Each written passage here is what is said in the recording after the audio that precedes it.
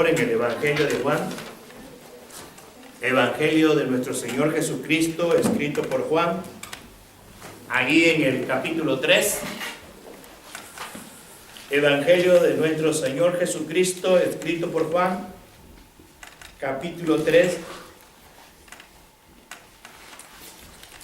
verso 14 al 21. Verso 14 al 21.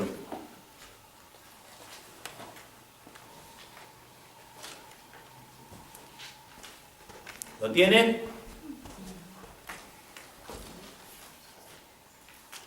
Verso 14 al 21 del capítulo 3 del Evangelio escrito por Juan.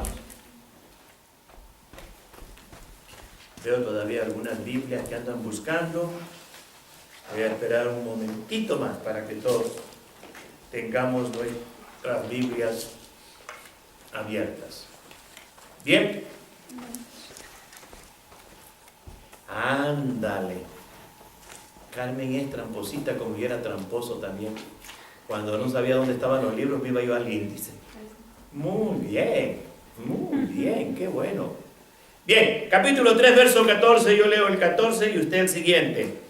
Y como Moisés levantó la serpiente en el desierto, así es necesario que el Hijo del Hombre sea levantado. Para que todo aquel que en él cree no se pierda, mas tenga vida eterna. Porque de tal manera amó Dios al mundo, que ha dado a su Hijo unigénito, para que todo aquel que en él cree no se pierda, mas tenga vida eterna. Porque no envió Dios a su Hijo al mundo para que juzgara al mundo, sino para que el mundo sea salvo por él.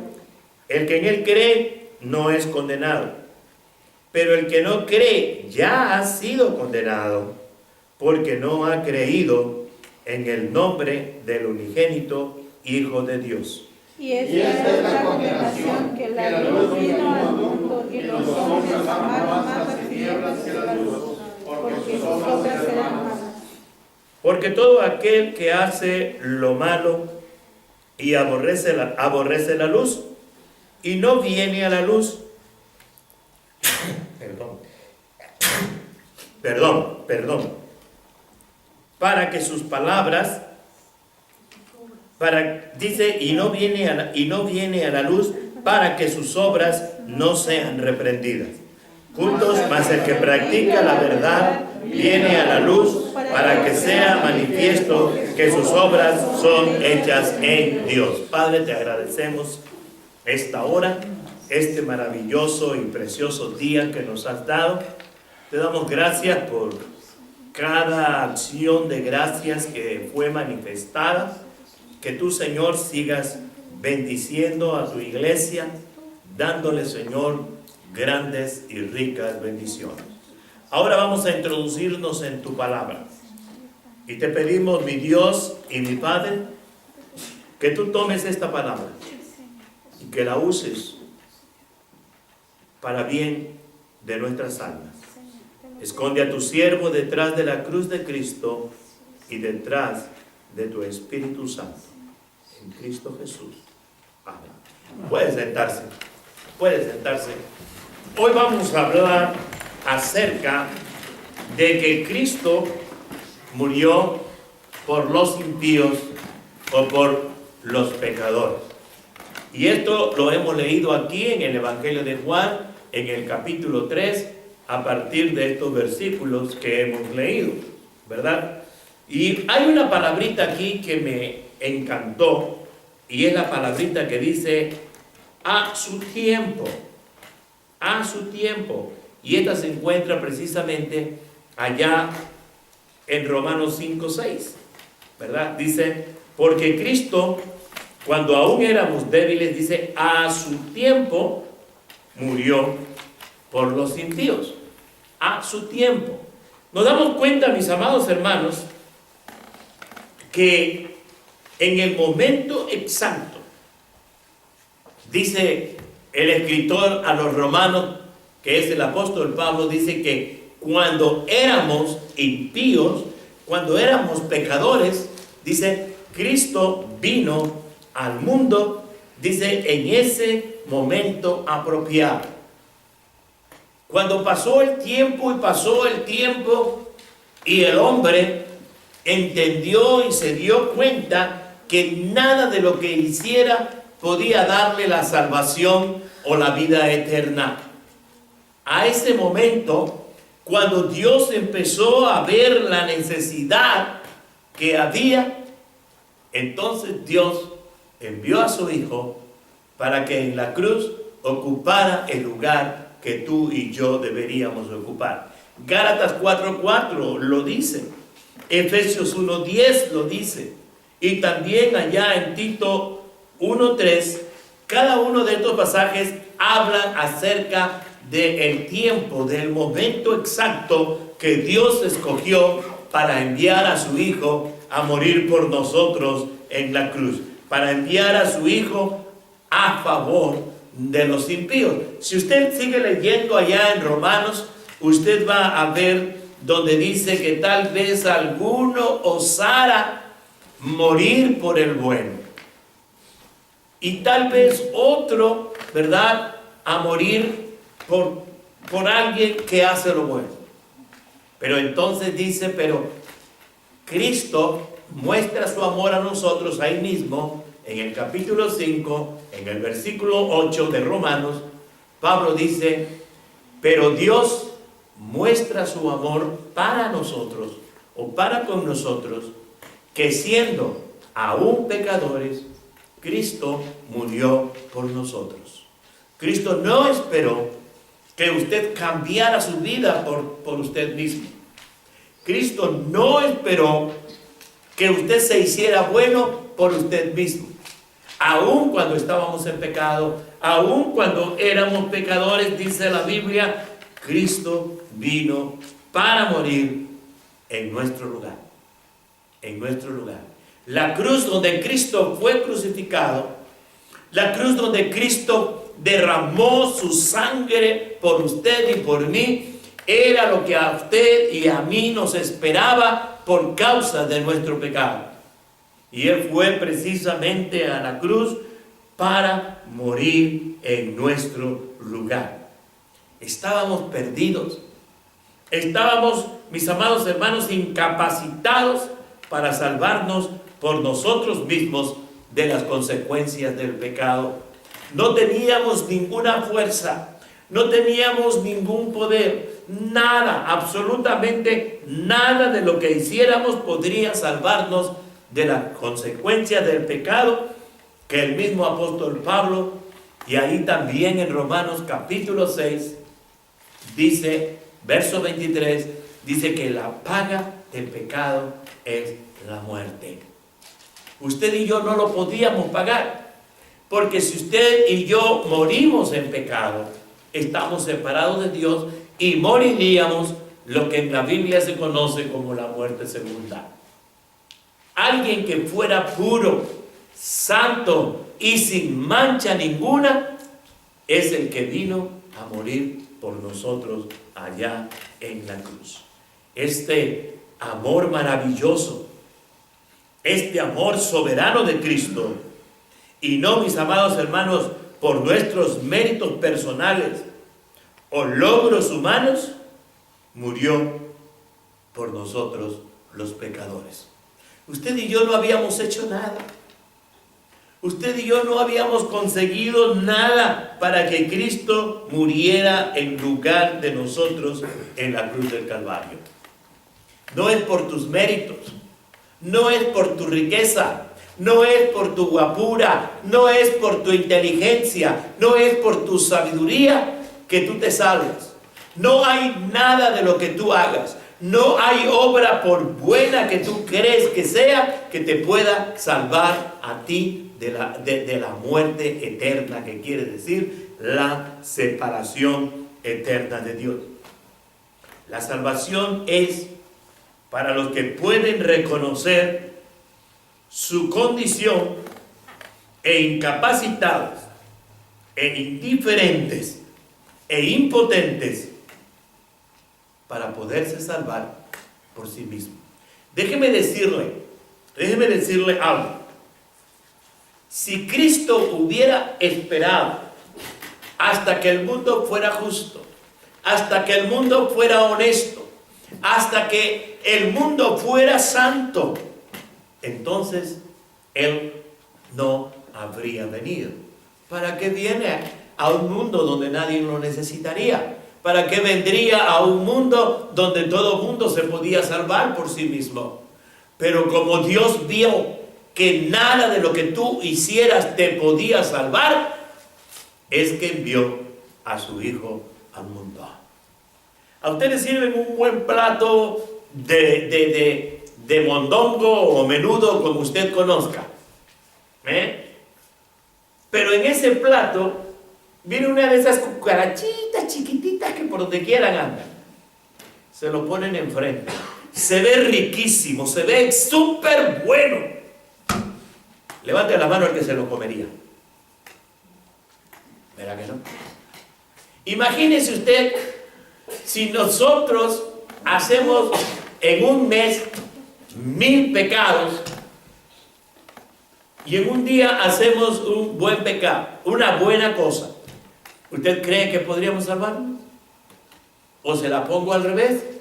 Tal vez usted puede hacer muchas buenas obras, pero hace una mala. ¿Piensa usted que se salvaría? La Biblia dice que no. Y al ratito le voy a dar un versículo muy interesante. Ahora, esta es la primera lección de la salvación que debe ser aprendido una vez y otra vez, aún déjeme decirles, por los que ya somos salvos. Debemos estar aprendiendo constantemente esta lección que nos dice que usted y yo, para que hoy tengamos la vida eterna, el gozo eterno, usted no hizo absolutamente nada. Aun cuando usted y yo no lo merecíamos, a Dios le plació morir por ti y por mí en esa horrenda y terrible cruz. Nadie puede ganar el favor de Dios. Absolutamente nadie, haga lo que haga, nadie puede ganarse el favor de Dios. Qué bueno sería que ese versículo que se lee dentro del canto de los ángeles y que algunas versiones lo tienen de esta manera. Algunas versiones dicen así: gloria a Dios en las alturas y paz a los hombres de buena voluntad. ¿Cuántos han leído la Biblia de Jerusalén, la Biblia de Torres Amar, bueno, yo les puedo mencionar todas las Biblias católicas que tengo y que he leído, y en todas dice exactamente eso, en griego. Y por eso acepto la traducción de 1960 y otras traducciones. Ahí dice: gloria a Dios en las alturas y paz a los hombres por la buena voluntad de Dios. La Biblia es clara, hermanos. La Biblia dice: no hay bueno ni uno solo. Así que imagínense, si fuera la salvación para los hombres de buena voluntad, nadie la alcanzaría. Lean Romanos 1. Dice que no hay bueno ni uno solo. Lo mismo un salmo, que ahorita se me pasó ¿cuál es el salmo? No hay quien haga lo bueno. No hay quien busque a Dios. Otras partes dice: todos nos descarriamos como ovejas. Cada cual se fue por donde se le antojó la gana irse, menos buscar a Dios. Nadie puede salvarse a sí mismo. Nadie tiene las fuerzas necesarias para poder hacer algo para salvarse. Nadie es absolutamente lo bueno que tiene que ser para morir y ser salvo. Eso es imposible. Le invito a hablar Isaías 64:6, hermanos. Isaías 64:6, por favor. Háblalo, yo lo voy a leer, ¿ok? Y dice así, pero quiero que todos lo tengan abierto, para que todos se den cuenta que estoy leyendo un pasaje bíblico, aunque lo estoy leyendo de esta hojita, ¿verdad? Para no tener yo que también andar buscando. 64:6 de Isaías. 64:6 de Isaías. Bien, dice así la palabra de nuestro Dios. Dice, si bien todos nosotros somos como acatarsia, usted lo está leyendo la palabra en español, ¿ok? Si bien todos nosotros somos como acatarsia y todas nuestras justicias como acatarsia, y caímos todos nosotros como la hoja, y nuestras maldades nos llevaron como el viento. Ok, ¿por qué mencioné esta palabra? Se lo voy a decir así. Dice, si bien todos nosotros somos como suciedad, y después dice que también todos nosotros somos como suciedad, y que también todos nosotros, toda nuestra justicia es como trapo de inmundicia. Esta palabra que leí anteriormente es la misma palabra de inmundicia como también suciedad. Vea esto, dice que somos como suciedad y que toda nuestra justicia, aquí podríamos poner todas nuestras buenas obras, son como trapos de inmundicia. Hermanos, yo creo que cuando los judíos leyeron esta parte de Isaías, debieron haber pensado en lo más terrible de todo, porque esta palabra significa algo espantosamente sucio y también significa una suciedad en el cuerpo humano. Ellos entendieron lo que Isaías dijo. Algo tan sucio, que si una persona lo tocaba, se era considerado inmundo. Por un buen tiempo. Era considerado inmundo. Imagínense, si nuestras obras son como eso tan sucio, nuestras buenas obras son eso para Dios. Imagínese usted cómo serán nuestras malas obras, si ya no hay algo más sucio que eso. Imagínense por un momento. Porque es que Dios tuvo que mandar a Jesucristo a este mundo, porque somos suciedad. Y nuestras obras buenas son como trapos inmundos, como suciedad, que no se puede limpiar. Si esos son lo bueno que hacemos, pues ¿qué será lo malo? Pero Cristo vino, su sangre preciosa nos lavó y nos limpió de toda maldad, de toda suciedad. Usted y yo no podíamos hacer absolutamente nada para poder obtener la salvación. Simple y sencillamente el maravilloso amor de Dios, ese amor grande, ese amor de un Dios poderoso que decidió sufrir la pena por nosotros, para que nosotros no tuviéramos que sufrirla. Por eso es que Cristo llegó. Y si Cristo vino, hermanos, y si Cristo vino, es porque Dios entendió que no había posibilidad ninguna para nosotros de que nosotros pudiéramos salvarnos por nosotros mismos. No había ninguna posibilidad, porque si hubiera alguna posibilidad, Dios habría muerto. Dios no habría muerto. Yo considero a Dios el ser más sabio e inteligente. No hay nadie que se compare con Él. Así que Dios sería muy tonto si los hombres se pudieran salvar por el bautismo. Si los hombres se pudieran salvar por casarse. Y cuando digo hombre me refiero a hombre y mujer. Si los hombres pudieran salvarse por alguna buena obra que hiciera.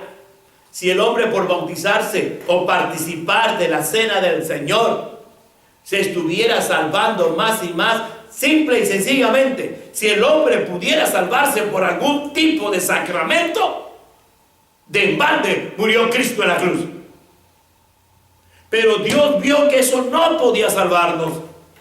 Dios vio que nada de lo que nosotros hiciéramos nos podía salvar. Por eso, por su amor maravilloso, por ese amor que tiene por nosotros, es que Él vino a morir por ti y por mí en la cruz. No hay nada que tú y yo. Cristo vino a su tiempo, en el tiempo exacto de Dios. Hace muchos años atrás, en el dictamen, el periódico de Veracruz, un escritor, ¿verdad?, escribió y dijo: Cristo, llegaste demasiado tarde. Hay tanta maldad en el mundo, tanto pecado. Y de esto de que le estoy hablando hace como 40 años o más. Así que ya pueden imaginarse, si ese mismo escritor viviera y escribiera hoy. No, Jesús no llegó tarde. Jesús no llegó temprano. Jesús llegó a este mundo en el tiempo de Dios. En el tiempo de Dios, para salvar a aquel que está en pecado y darle vida eterna. Pero ¿qué acerca de usted? ¿Qué acerca de usted que está aquí en la iglesia? ¿Qué acerca de usted que está viendo este video? Que en este momento usted está viendo este video. ¿Se ve usted a sí mismo como un impío y sin fuerza para conseguir la salvación por usted mismo? ¿O se ve usted como alguien que confía en usted, que confía en una religión y cree que usted se puede salvar por sí mismo?